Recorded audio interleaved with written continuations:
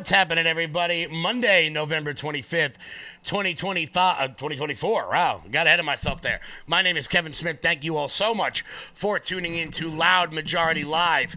We got a jam-packed show for you guys.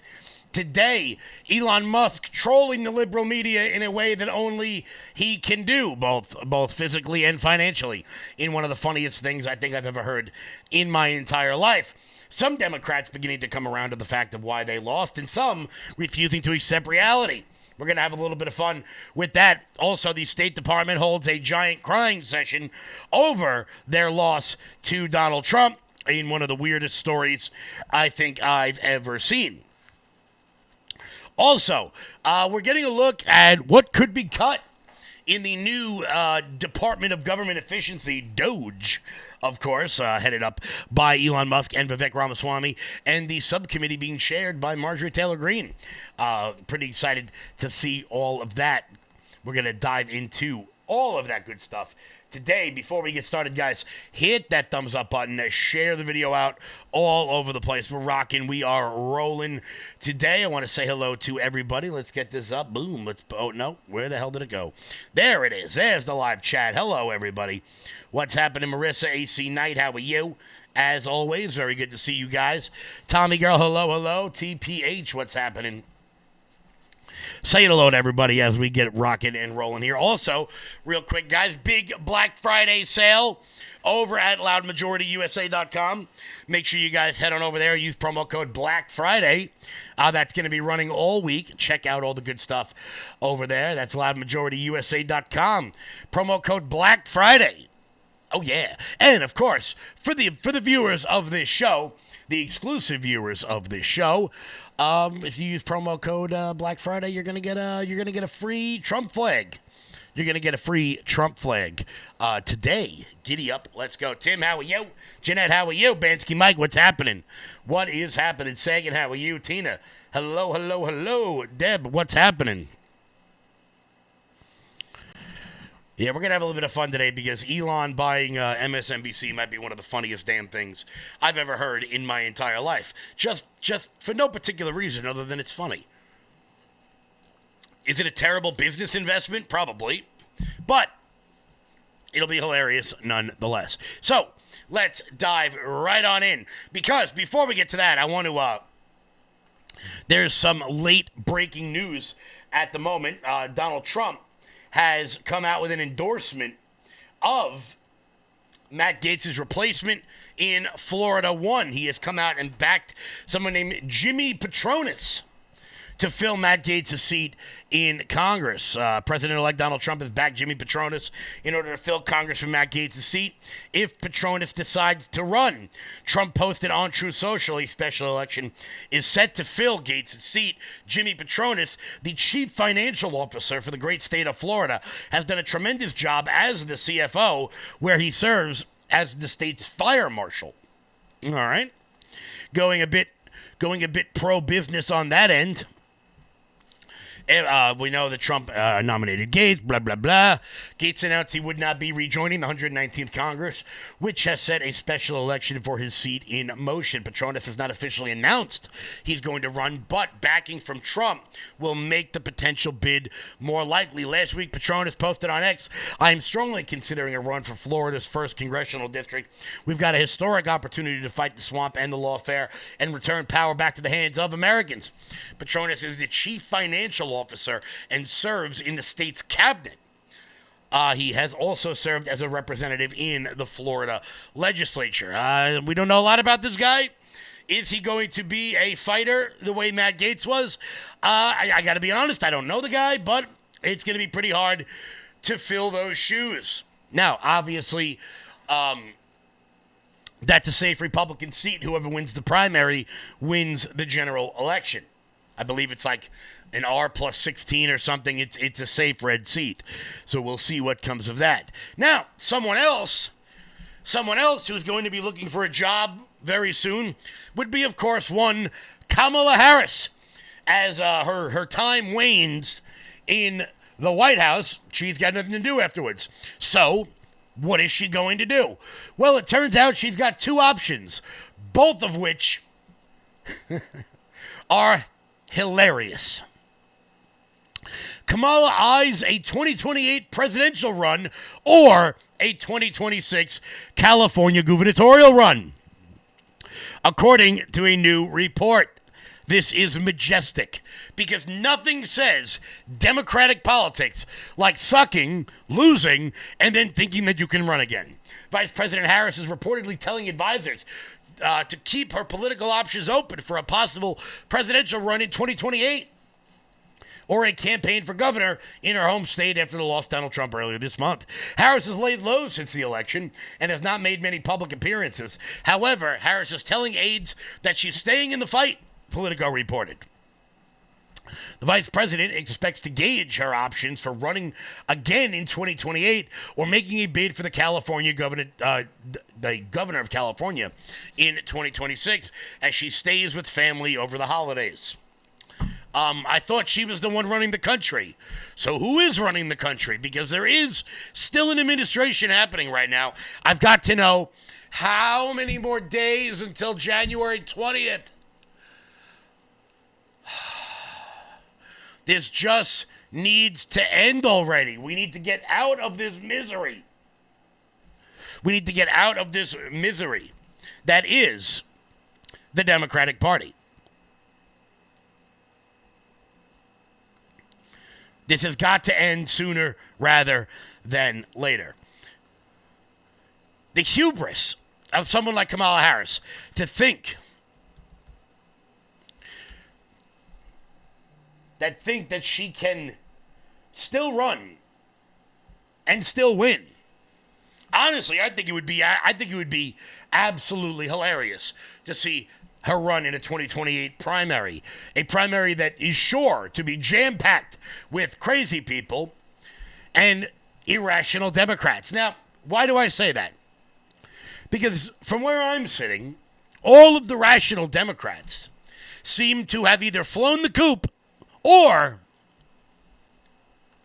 are not going to be either in the position to run for president or out of political life. You guys know I've talked about Jon Stewart. We're going to talk about Bill Maher later in the show, who's making very rational points, and nobody seems to want to be listening to the ones making the most rational of all the points. However, the 2028 primary, I assume, is going to be filled with people like Gavin Newsom, AOC. Some of you may know why that's funny right now, but we'll get to that later. But Donald Trump has filled his entire cabinet. He's ready to go. He's ready to dive in on day one. We're going to go through all the ones we know, and we're going to go through all the ones that came this weekend as Donald Trump fills a few more spots. Before we get to that, Mike Lindell. You're still looking good. I'm still feeling good. You know, I've got all your MyPillow products. Mattress topper, bed sheets, MyPillows, towels, slippers, blankets, sleepwear, dog beds. Whoa, Charles. Everyone now can get MyPillow products at huge discounts at MyPillow.com. That's right. Now's the time to go to MyPillow.com or call the number on your screen. Use your promo code to take advantage of our 3-in-1 sale. We're bringing you exciting new products, overstock specials, and closeout deals you won't find anywhere else. For example, when you buy one of our brand new MyPillow 2.0s, you get another one absolutely free. And with our overstock sale, you save 50% on our luxurious Giza Dream bed sheets. That's as low as $29.99 for the best sheets ever. And with our biggest closeout special, you get our all-season slippers for only $35. Or our sandals and slides for just $25. Quantities are limited, and once they're gone, they're gone. Guys, head on over to MyPillow.com, promo code LOUD. That's MyPillow.com, promo code LOUD, for up to 80% off everything on the website. That's MyPillow.com, promo code LOUD. Guys, I got great special offers for Christmas over at MyPillow. You're going to want to check those out. That's MyPillow.com/LOUD. So let's go through all of the cabinet picks so far as Donald Trump has filled all of the spots. Obviously, Marco Rubio, Secretary of State, not thrilled with that one. Whatever. Move on. We got Pam Bondi, who's going to be an absolute fighter as the Attorney General, taking over for Matt Gaetz. Secretary of Defense, Pete Hegseth. Giddy up. Let's go. Pete Hegseth is looking like he's going to be one of the people who is going to face the biggest uphill challenge in Senate confirmation. Another person who was put forth yesterday is someone named Scott Bissett. Scott Bissett, who's a billionaire hedge fund manager and the CEO of Key Square Group, has been tapped to lead the Treasury and oversees the world's largest economy. He has previously defended Trump's import tariffs as a campaign promise. Scott is widely respected as one of the foremost international investors and geopolitical and economic strategists. Scott's story is the American dream. Many people have a problem with Scott for a number of reasons. One, he's connected to George Soros. And I can understand why hearing that directly off the bat would give people great pause.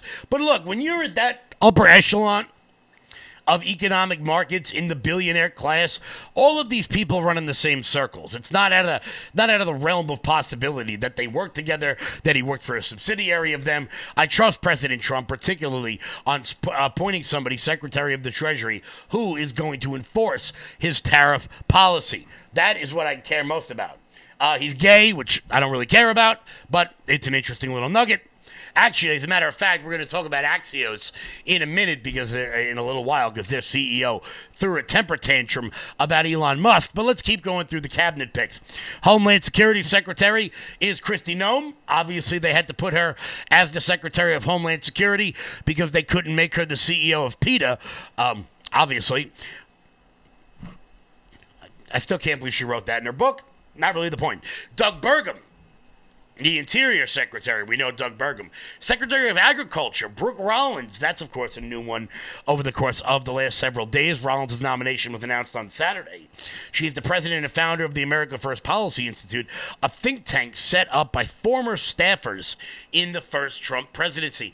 Rollins had several roles in the first Trump administration, including the Domestic Policy Council. So she is a regular amongst the Trump people. Howard Lutnick, who is the former CEO of Cantor Fitzgerald, to run the Commerce Department. I like that pick.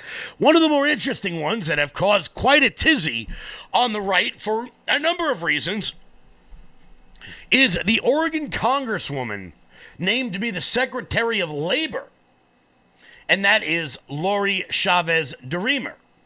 Now, why has that caused a tizzy on the right? Many people on the traditional neocon right have been incredibly anti-labor, incredibly anti-union. We saw many of the right-to-work states happening throughout the wave of the Tea Party. People like Paul Ryan, people like Kevin McCarthy, who have achieved nothing in their entire life but running up the debt and spending about $1 billion to beat America First candidates, only beating one of them. Not the point. We'll move on.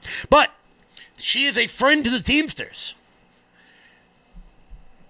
She is pro-union. And Donald Trump, whether you guys like this or not, has been incredibly pro-union much of his career. Building in New York kind of makes that necessary, where many of the jobs are union jobs. This is the most direct and, how would we say,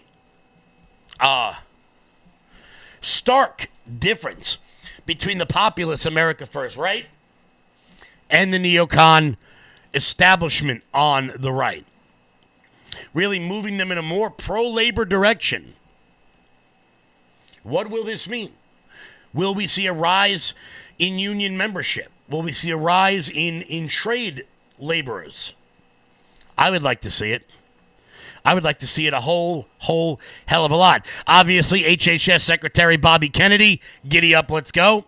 Scott Turner has been tapped to run HUD, Housing and Urban Development.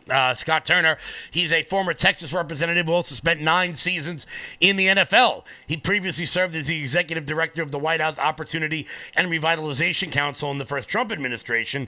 Turner was also the first black person selected to serve in the cabinet. He's going to be running, he was one of the people who was largely responsible for the opportunity zones that people like Tim Scott were so crucial in putting together.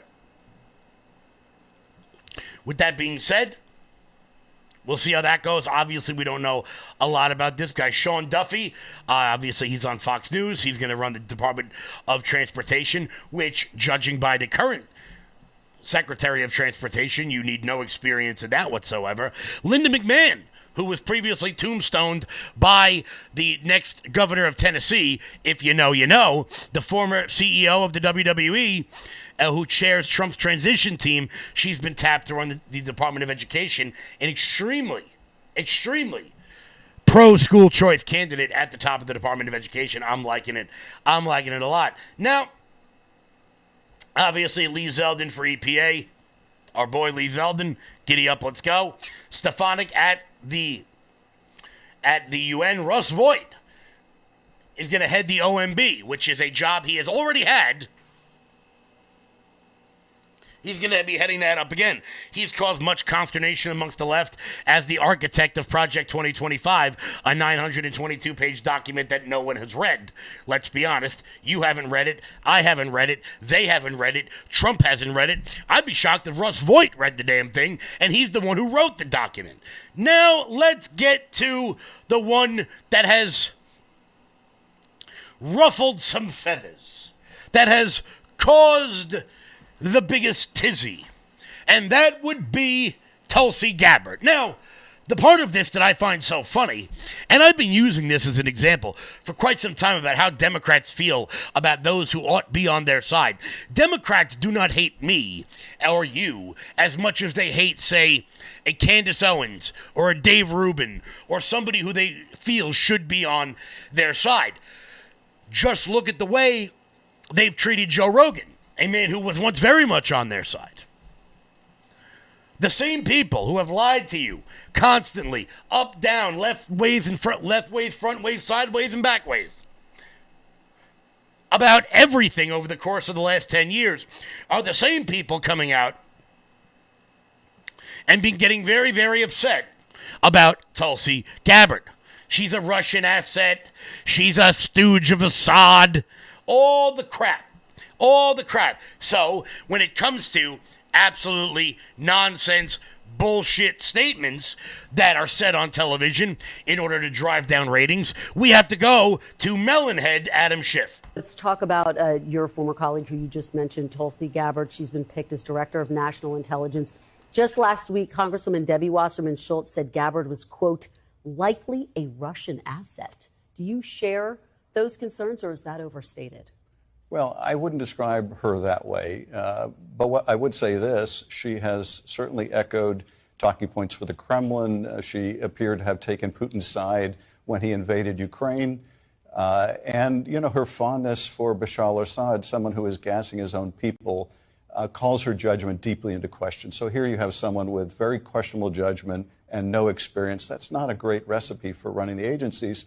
And the problem is, if our foreign allies don't trust the head of our intelligence agencies, they'll stop sharing information with us, and that makes our country less safe. So I have profound concerns about her. They'll stop sharing information with us. Well, how about we stop sharing foreign aid with them? How about that? That'd be a good place to start. But, of course, she wasn't the only one. Tammy Duckworth, the senator from Wisconsin, echoed these sorts of views, that Tulsi Gabbard is a no-good, very bad person. And it's the part of this that I find so funny is that obviously they're trying the Pete Hegseth thing with allegations from 20 years ago that make absolutely no sense whatsoever. But the person that they're giving the biggest stink about is a former Democrat. Why? Because they feel that someone like Tulsi Gabbard ought to be on their side. Here is Tammy Duckworth also saying stupid things. She's a critic of U.S. intelligence operations. She has promoted Russian propaganda. Your fellow Democrat, Debbie Wasserman Schultz, called her, quote, likely a Russian asset. Now, you and Tulsi Gabbard are both veterans. You served with her in the House. What do you think of her? Well, I think she's compromised. I think by going to Syria and basically backing a brutal dictator there, Russian-controlled media called her a Russian asset.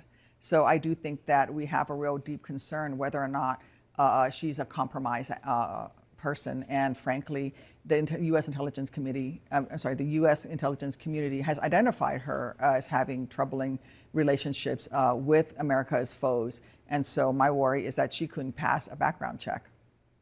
She couldn't pass a background check. She couldn't pass a background check. Well, that's interesting because I'm fairly certain she's still a lieutenant colonel in the Army. So she can't pass a background check, according to Tammy Duckworth. When Adam Schiff says she's echoed Russian talking points, I got to be honest with you. I don't even know what the hell that even means.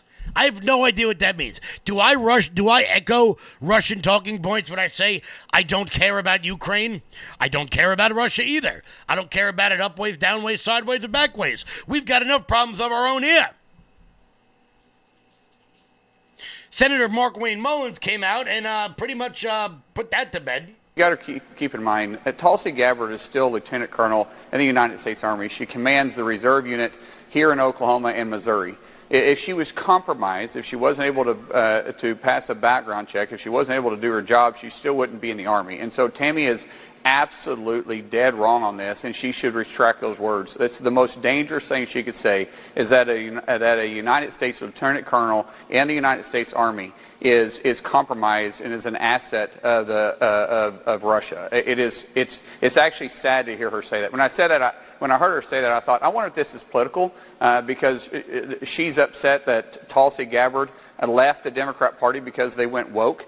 Because I know they actually got along when they were in the House, and she knows Tulsi Gabbard. She knows her heart. She has a heart to serve. And so I think that's probably more politically motivated than it actually has any truth to it at all. Now, obviously, the big question we've been seeing so far with these news outlets, many of them refuse to learn from their mistakes. They refuse to learn from their mistakes. You saw Kristen Welker there talking to the same Adam Schiff that lied to the American people for like a decade at this point, yet she still has them on. You saw Dana Bash talking to Tammy Duckworth, who just made shit up about Tulsi Gabbard, just clear, cold, out of thin air. In just a minute, I'm going to introduce you to somebody who is very, very, very super duper duper upset that nobody trusts these people anymore. And I can't imagine why.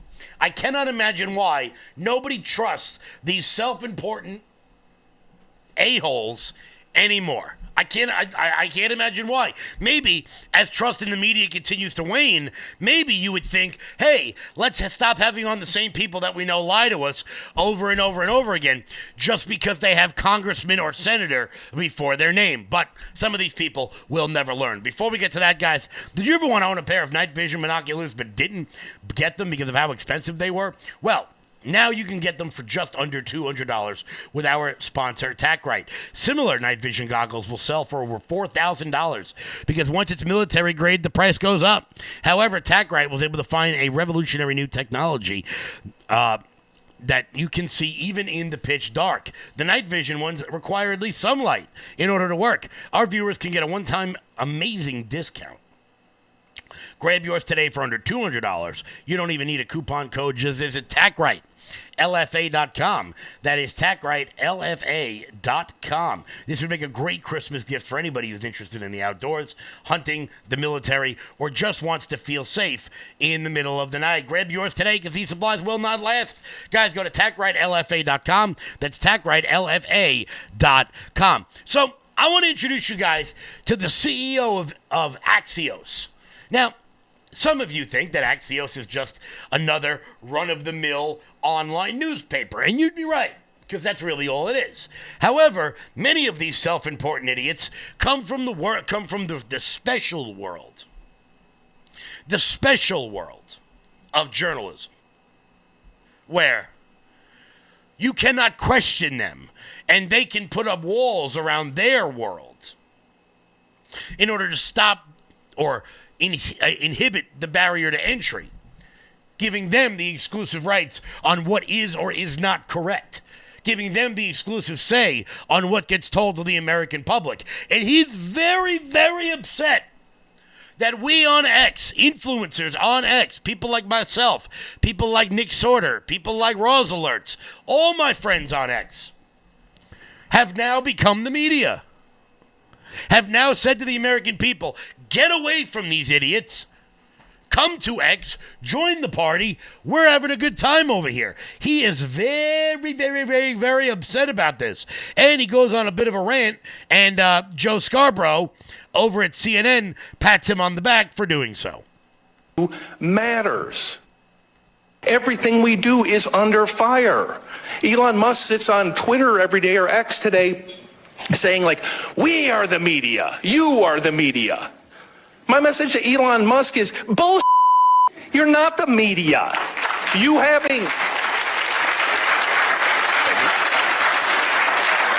having a blue check mark, a Twitter handle, and 300 words of cleverness doesn't make you a reporter any more than me looking at your head and seeing that you have a brain and telling you have an awesome set of tools makes me a damn neurosurgeon, right? Like what we do, what journalists do, what you did in Mississippi, what Al Jazeera does in the Middle East. You don't proclaim yourself to be a reporter. Like that's nonsense. Like being a reporter is hard, really hard. You have to care. You have to do the hard work. You have to get up every single day and say, I want to get to the closest approximation of the truth without any fear, without any favoritism. You don't do that by popping off on Twitter. You don't do that by having an opinion. You do it by doing the hard work. Yeah, come on, slow clap, everybody. Whoa. First of all, I've got to say, extraordinary content. It needed to be said. Yeah. It continues to need to be said. When all of the garbage is flying around on social media, lying about reporters, lying about the hard work they do, lying about the hard work editors do, lying about everything up and down about not only their alternative set of facts, but alternative set of facts about what people like you do. And of course, when it comes to discussing what the truth is, we naturally have to look at Joe Scarborough, a man who not only wears makeup on television, but who wears a toupee, allegedly, and his cemented forehead wife sitting next to him. You want to talk about truth, Joe Scarborough? While you're in a split screen with Al Sharpton? Are you kidding me right now? Al Sharpton, how is Tawana Brawley, by the way? Haven't heard from her in a while. Quick question, Al. Reverend Al, even though nobody's ever heard you give a sermon. Don't worry, not a big deal. Let's move on. The self-aggrandizing of these people. I want to make something very clear, okay? If you have to describe to somebody how important your job is, it's not important. I don't need to be told how important cops are. I don't need to be told how important nurses are. I don't need to be told how important the sanitation worker outside is. Because they're important, they just are important. But watching some reporter that nobody has ever heard of, I don't even know, I gotta be honest with you, don't even know his name, don't really give a shit. Like, he's just another guy in a mismatched suit telling you about how great it is to be him. With Joe Scarborough, the guy who met with Hitler, according to himself, the other day, and who has now seen a ratings decline in a catastrophic way, so much so that Comcast is spinning off MSNBC. They are spinning off MSNBC and they are selling it, or in other words,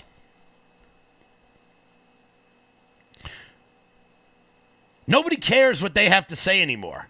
So much so that there is speculation that Elon Musk could buy MSNBC just for the hell of it. We're going to get to that in 1 second. Before we do that, guys, hit that thumbs up button. Share the video out all over the place. Vintage Lulu Gal is correct. She prefers fat Al Sharpton. So do I. He looks a hell of a lot less like an alien. He's definitely got a bit of an alien sort of vibe about him now. Skinny Al Sharpton is very weird looking. Very weird looking. But that is not the point. They get so upset when we don't fawn over them. Yeah, exactly. And you know, it's so interesting too, guys. Let's pop this live chat up onto the screen. Gail, how are you? Once again, Marissa, how are you? Very, very good. Good stuff. Let's get this up here while I rant a little bit. when you exist in that bubble, in that echo chamber, where your only friends are the audience, and the audience leaves, what do you have left? You got nothing left. And at the moment, MSNBC's got nothing left. Their own side is calling for them to boycott them. And the reason why their side is calling to boycott them is because they lied for years. All they had to do was not lie for the last decade. But here's what the lie did. The lie gave them that short-term fix. That little boost. That sugar rush. But as anybody knows, eating sugar is not good for you. It'll give you that little bit of a rush, but now they're dealing with the consequences of it all. Because the only way to get their ratings back is to try to tack to the center. But if they tack to the center, they're going to piss off the audience they still have left. Those who haven't cut the cord on cable. Those who haven't went to the podcast space. Those who haven't been the disaffected liberals. Like the Tim Pools, like the Joe Rogans, like the Dave Rubins, like Anna Kasparian or Crystal Ball. People who I very much disagree with, who have had enough with the Democratic Party. Had enough with the Democratic Party. So much so that Bernie Sanders is actually considering creating a third party because the Democratic elites have failed their voters. AOC, to her great credit, if I'm being honest, actually went out and talked to people in her district who split their vote between her and Donald Trump. And I give her great credit for that.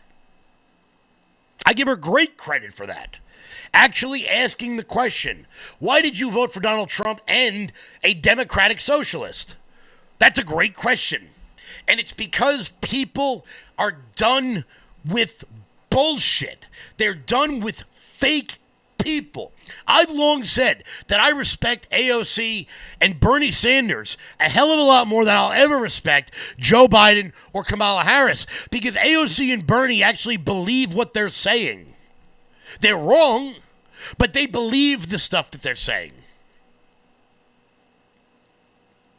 Kamala Harris and Joe Biden stick the finger up in the air and they see which way the wind is blowing, and because of that, they've lost the center. Look, an example on the right. Do I like all of Donald Trump's cabinet picks? No, I don't. That doctor from Fox that was pushing the vaccines, not a big fan of hers. Not a big fan of Marco Rubio. A couple people I'm not a big fan of. But I believe in the movement, and I believe in moving forward. I believe that the consultant class needs to die a slow, slow death.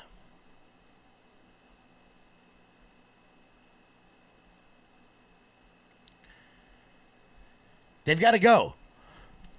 And that's why, in its totality, I like all of Trump's picks, because they're there to uproot the system.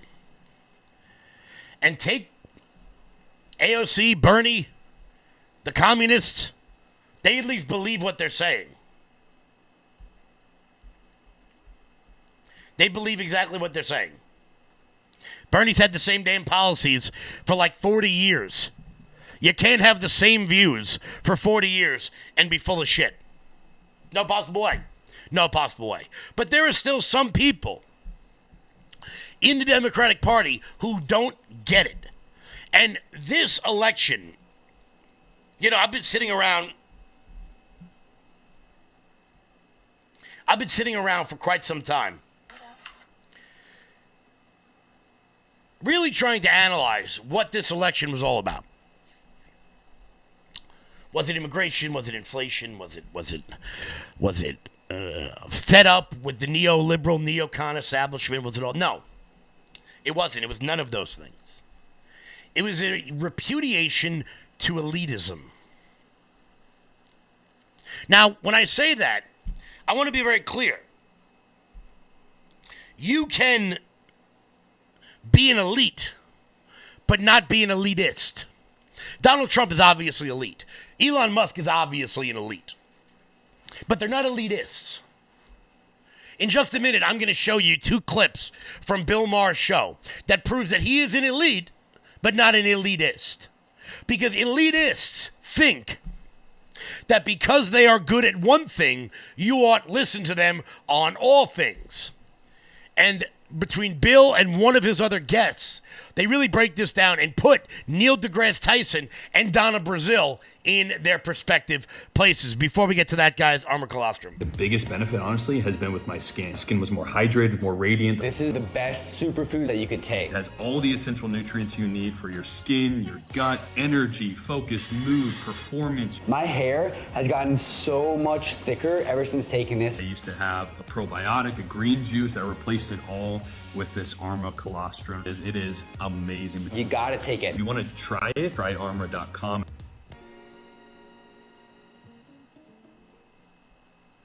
Guys, start feeling better today with the superfood formula over at tryarmra.com/LFATV. That is tryarmra.com/LFATV.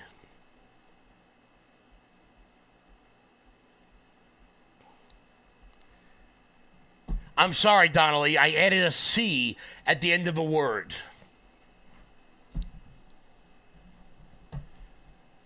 Is that the biggest problem today, really? Whatever. Guys, head on over to tryarmra.com/LFATV. That's tryarmra.com/LFATV to get 15% off your first order, guys. Start feeling better today with the superfood formula over at tryarmra.com/LFATV. Guys, hit that thumbs up button. Share the video out all over the place. If you're watching on Facebook, hit that @ button, at your followers, at your highlights, so that more people will see this. If you're watching on X, make sure you repost this video so that more people can see it. Hit that quote tweet button. It really does help me out so much. If you're watching on Rumble, share it out. Hit the like button. Giddy up. Let's go. Kate, what's happening? What is happening? Doing good, doing good. So we're going to start off with a clip from Neil deGrasse Tyson. Neil deGrasse Tyson, obviously an astrophysicist, brilliant guy. No one would consider him to be stupid in his chosen field.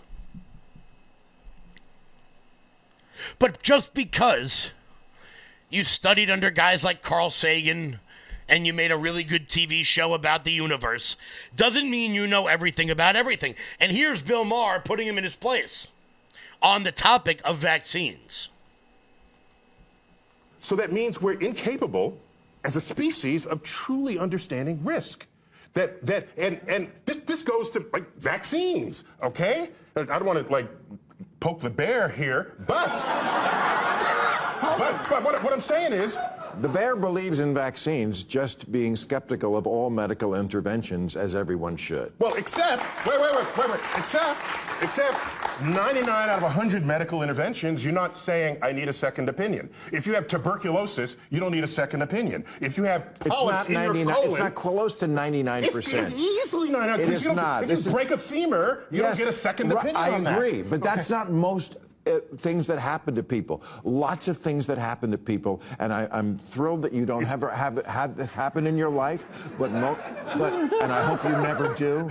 But trust me, most people at a certain point in their life will need a second opinion. The second opinion, yes, but that's after you've been through 99 other. I'm trying to put credit back to doctors, where our life expectancy is 3 times what it was 150 years ago. And everyone before 150 years ago but lower than the rest organic. And half of them died before they were 35. Yeah, science matters. Of course it does. But sometimes you don't sound that way. That's what worries me. Well, actually, you're the guy.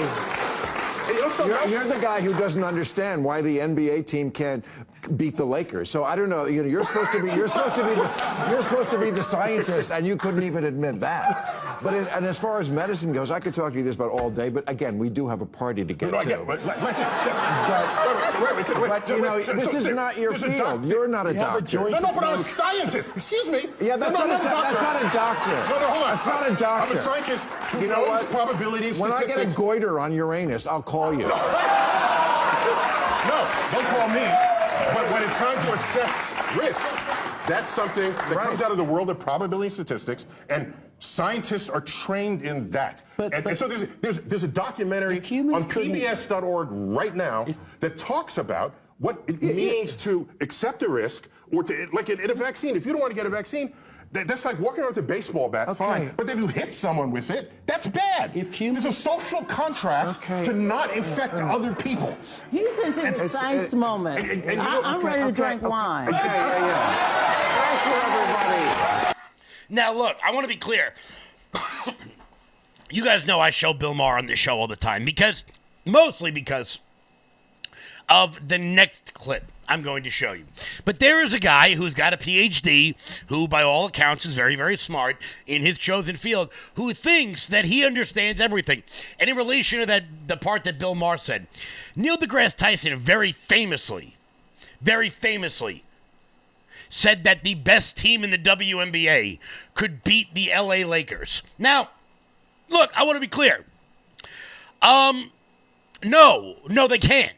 They can't. They can't. If you took the 5 best WNBA players of all time, put them together, they couldn't beat the shittiest college men's basketball team.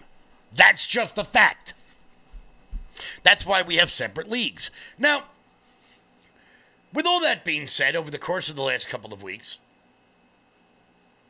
we have really dove in to what lost this election for someone like Kamala Harris. And I got to be honest, I don't think it was her. I don't. I think it was a culmination of 10 years worth of nonsense. It was each individual snowflake creating an avalanche, and that avalanche culminating in the 2024 presidential race. I think it was people pretending the Jussie Smollett story was real. I think it was, in regards to that last comment I made, it was people out there not being correctly checked. When they would say a sentence like, Caitlin Clark is only getting attention because she's white. There was these sorts of events that all culminated into people saying, the talking heads on TV, I'm done with you. I'm done with you, and I'm done for everything you stand for. And some people are trying to point that out. Here's Andrew Sullivan on that very same show, Bill Maher's Overtime, explaining to the former head of the Democratic National Committee why they lost, and she just doesn't get it. The big issue, right, was immigration. And inflation, immigration. Those two are very big issues. And you asked Vice President Harris, why did you let all these people in for the last 4 years? She did not have an answer. I still don't know the answer. They actually could, with an executive order, shut it down as they did earlier this year. So why did they not do it 3 years earlier? And I think people felt she did not respond to that in any way. She had no answer on inflation. And she also seemed to represent that whole woke zone that people are sick to death of. And I think those three did it. I agree with the first two, because immigration, as I said, inflation was something. The Biden-Harris administration, they wrestled with that through the supply chain, through trying to lower the cost, making sure that people could afford their groceries and their gas. But still, childcare became a big issue, housing, the cost of housing. So while I do believe that they made significant gains, there's no question immigration became an issue. But I'm not going to get into this, oh, the people are too damn woke. That wasn't an issue. What happened? Yeah, it was. I disagree with you. I know, and that's why you're going to keep losing. No, man, look. I mean, it's not to go. Okay. But not to go back to the. Why do you think that? Why do you think that after? And that's why you're going to keep losing. Because they just don't get it. People do not want this crap in their lives. They don't want to be told that they should feel guilty for being white or that they can't accomplish things because they're black.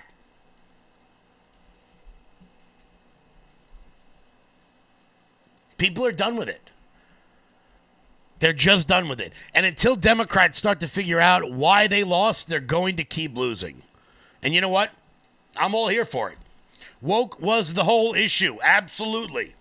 And it wasn't a particular moment. As I said, it was each individual snowflake creating an avalanche. It was the DEI programs. It was people knowing that they weren't getting hired for particular jobs because of their race. It was people telling the elitists of the world that they've had enough. They have absolutely had enough. And we're beginning to see this over multiple areas of the economy, but most notably in colleges. We're seeing something for the first time in American universities that we have not seen in decades. Before we get to that, guys, hit that thumbs up button, share the video out all over the place. Share it out, share it out, share it out. Giddy up, let's go. Guys, before we keep rocking and rolling here, head on over to lfatv.us. That's lfatv.us. That is your home base, your mothership, your landing pad. For all things LFA TV related, check out the LFA TV store. Look, guys, we've got so much upcoming, so much planned over the course of the next 2 months or so. We can't do it without your help, without your donations, without your support, without your Rumble rants. Without this, we can't keep this going. So we appreciate all the support you guys give us, as always, by going to lfatv.us. That's lfatv.us. What's up, Conservative Autumn? I didn't say hello to you today. Sorry about that. And make sure, thumbs up, thumbs up, thumbs up. Let's get to 300 by the end of the show, guys. Go to. Wait, what the hell is this? We've got breaking news at this hour. Hold on a minute here. Hold on a minute. Is this happening right now? Give me 1 second, guys. We may have some major breaking news right now. It appears Special Counsel Jack Smith has officially dropped all charges against President Trump. Hold on a minute. We got this breaking from NBC News. Give me 1 second. Ho, ho, ho. What do we got here? What do we got here? What do we got here? NBC just breaking in with this. Boom. Let's pop this up on. Come on, download, please. Thank you. Here we go. Here's NBC News. This is an NBC News special report. Here's Lester Holt. Good day. We're coming on the air with breaking news about President-elect Donald Trump. The Justice Department Special Counsel Jack Smith just filed a motion to dismiss the federal criminal case against the president-elect over his efforts to overturn the 2020 election results. The news comes after NBC News learned the Justice Department had been planning to wind down its federal cases against Mr. Trump. It also comes as NBC News learned that Smith and his team plan to resign before Mr. Trump returns to the White House.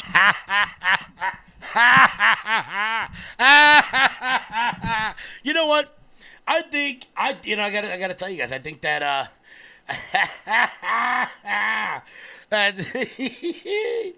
so much winning, I'm getting tired of it. So much damn winning. Jack Smith seeks to wind down and has filed a motion to dismiss all January 6th related charges on President Trump. That is breaking news at this hour. Ho, ho, ho, yeah, baby. I'm liking it. I'm liking it a lot. So much winning. Are you getting tired of the winning just yet?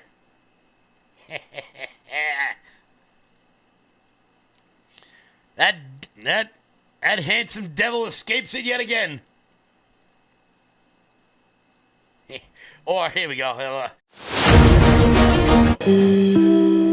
Sorry about that. I was looking for this.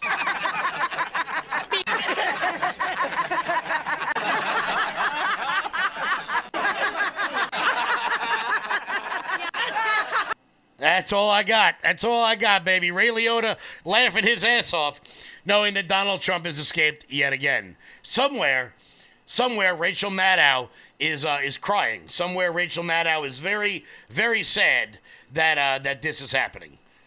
Probably looks something like this. Hold on.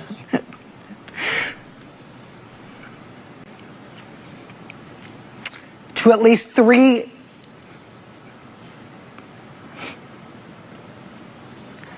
Can we put up the graphic of this? Rachel Maddow's just crying somewhere right now, guys. That is some funny stuff. I don't even know where the hell I was before that, Satan. What the hell was I even talking about as that breaking news came in? Ah, yes. We are seeing the death of elitism.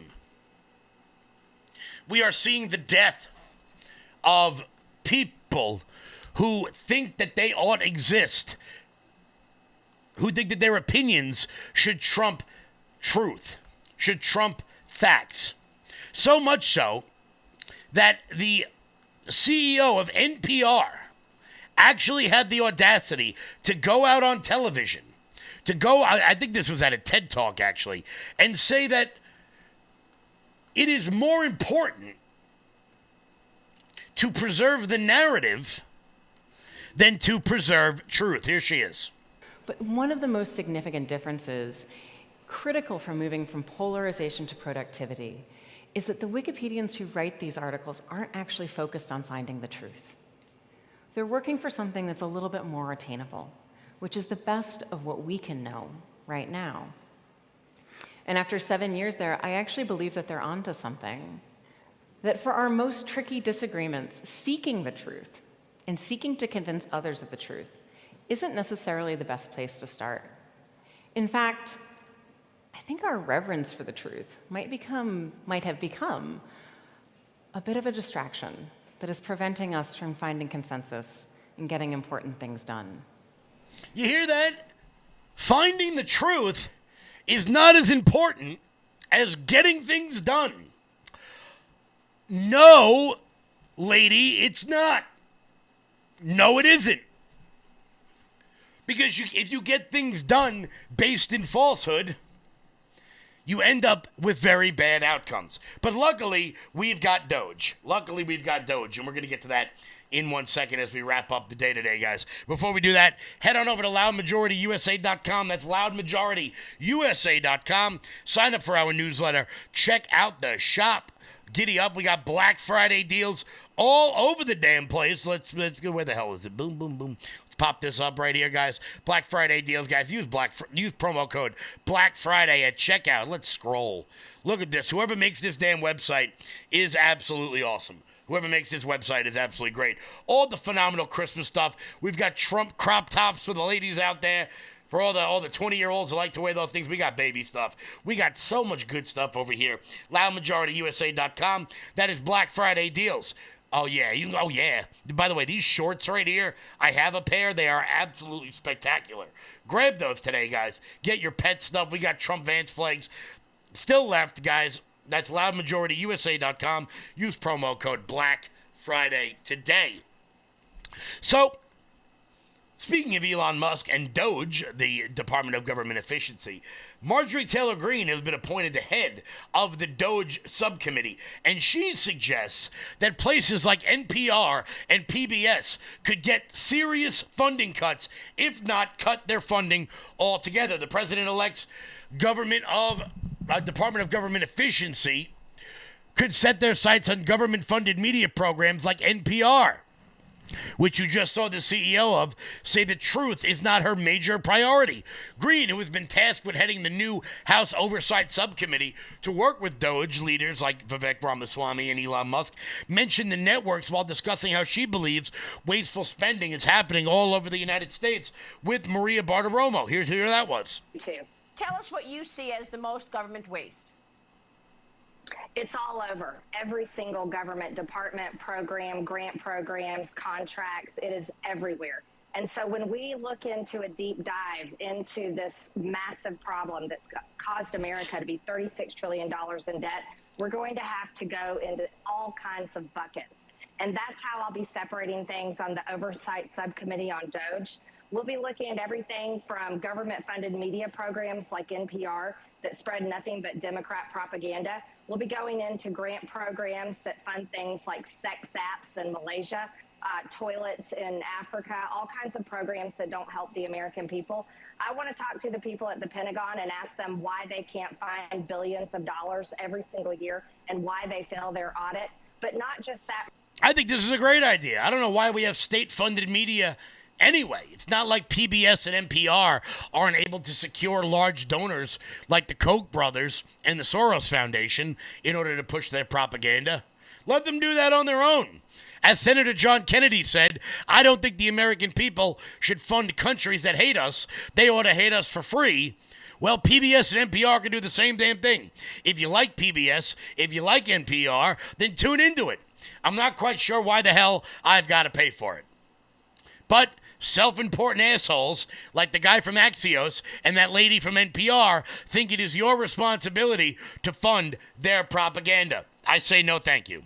I say no, thank you. Guys, we're going to wrap up today. I want to thank everybody so much for tuning in. Make sure you keep it locked in here for Will Johnson and Culture Wars. Coming up next here on LFA TV, rumble.com/LFA TV. Guys, head on over to loudmajorityusa.com. Sign up for the newsletter. Check out our shop. Giddy up. Let's go. I'll catch you guys back live tomorrow. Until then, everybody, stay loud.